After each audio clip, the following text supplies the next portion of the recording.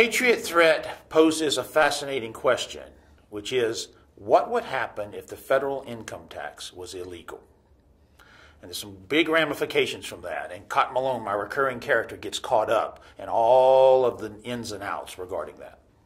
There's quite a few characters here. Luke Daniels from the previous book, The Lincoln Myth, where I introduced him, comes back, and he and Cotton team back up again.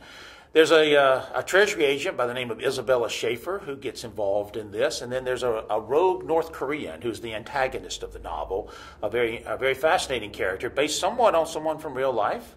And so Cotton gets wound up with all of these while Stephanie Nelle is in Washington, D.C., caught up in a little bit of intrigue of her own. What makes the Patriot threat different from the other stories is more development of Cotton. Cotton is growing a little bit in this book. There's some things that happened in the previous novel, and now he's kind of moving on from that. So Cotton as a character is changing.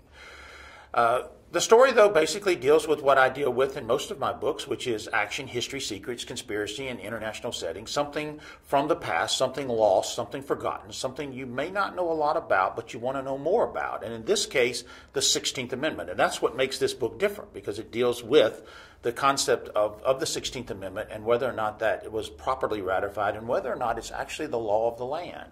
So it raises a very fascinating question, because when you look at it, America's greatest threat could very well lie hidden right within its own Constitution. The Patriot Threat releases March 31st. It'll be in stores everywhere.